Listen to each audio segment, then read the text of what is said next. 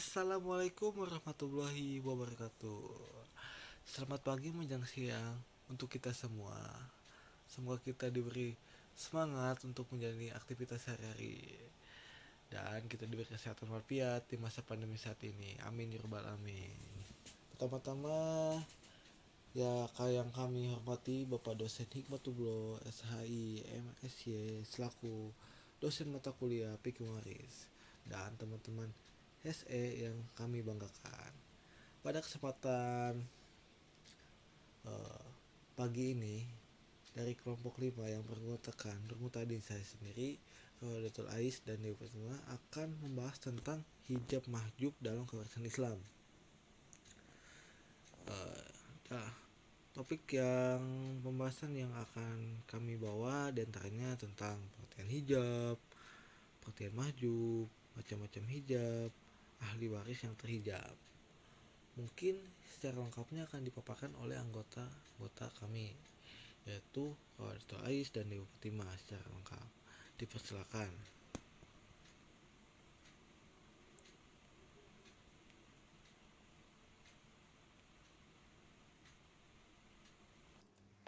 Assalamualaikum warahmatullahi wabarakatuh. Perkenalkan, nama saya Rohadatul Ais, NIM 20K11301996. Baik, di sini saya akan mempresentasikan tentang hijab mahjub dalam kewarisan Islam. Nah, yang pertama saya akan memaparkan tentang pengertian hijab.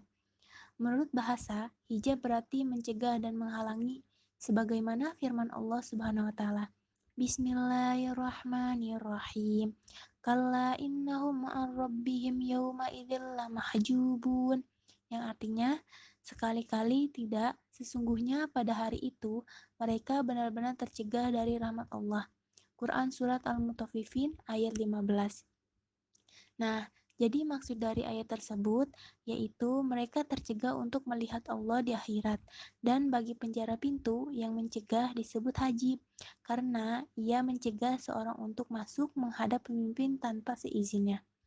Nah, sedangkan menurut istilah itu, hijab berarti mencegah para ahli waris dari harta warisan, baik keseluruhannya atau sebagiannya. Nah, karena apa? Karena terdapat orang yang lebih utama untuk itu pengertian mahjub. Apa sih mahjub itu?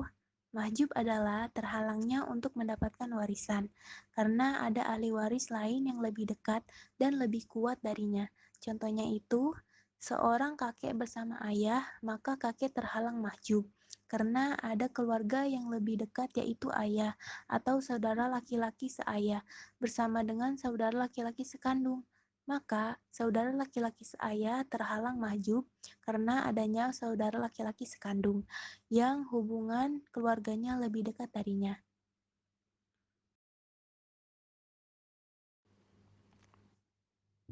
Nah, mahjub seorang meninggal dunia dengan meninggalkan ayah, ibu, dan saudara-saudara sekandung tidak mendapatkan warisan. Karena apa? Karena terhalang mahjub oleh ayah, walaupun demikian mereka tetap mempengaruhi bagian ibu, yakni dari sepertiga menjadi seperenam. Sebab seandainya tidak ada mereka, saudara kandung, bagian ibu adalah sepertiga.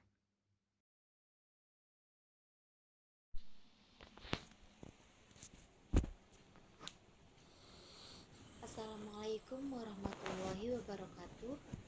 Perkenalkan, nama saya Dewi Fatima dengan NIM 2011130201. Baiklah, di sini saya akan memaparkan materi mengenai tentang macam-macam hijab dan ahli waris yang terhijab. Yang pertama, tentang macam-macam hijab. Ali As-Sabuni membagi hijab pada dua macam, yaitu pertama, hijab bi al-wasfi atau hijab sebab sifat. Berarti orang yang terkena hijab tersebut terhalang dari mendapatkan hak waris secara keseluruhan. Misalnya, orang yang membunuh pewarisnya atau murtad. Adapun yang kedua, yaitu hijab bi al-syahsi, yaitu gugurnya hak waris seseorang karena adanya orang lain yang lebih berhak menerimanya. Hijab bi al-syahsi ini terbagi ke dalam dua macam, yaitu hijab hirman dan hijab nukson. Hijab hirman yaitu penghalang yang menggugurkan hak waris seseorang. Misalnya, terhalangnya hak waris seorang kakek karena adanya ayah. Kemudian, hijab nukson atau pengguguran hak yaitu penghalangan terhadap hak waris seseorang untuk mendapatkan bagian yang terbanyak. Misalnya, penghalangan terhadap hak waris ibu yang seharusnya mendapat bagian sepertiga menjadi seperenam, karena pewaris atau si mayit mempunyai keturunan atau anak. Kemudian selanjutnya yaitu ahli waris yang terhijab. Ringkasnya, mengenai saudara-saudara yang terdekat, dari mereka menghalangi yang terjauh.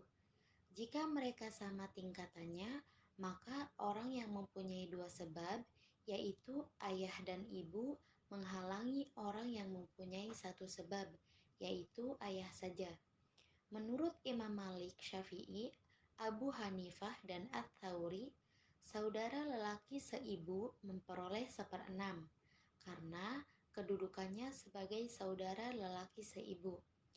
Kemudian ia menjadi asabah, pada sisanya bersama dengan anak paman yang lain. Kemudian sisa tersebut dibagi antara mereka sama rata. Ini juga merupakan pendapat Ali, Zaid, dan Ibnu Abbas radhiyallahu anhu. Mungkin cukup sekian materi yang dapat saya sampaikan, kurang lebihnya mohon maaf. Wassalamualaikum warahmatullahi wabarakatuh. Baik, oke, terima kasih sudah menyimak presentasi kelompok 5. Semoga ilmu yang kami bagikan bermanfaat bagi kita semua. Amin ya robbal alamin. Jika ada kesalahan dan kekurangan dari pemaparan kelompok 5, mohon dimaklumi karena kami masih sama-sama belajar.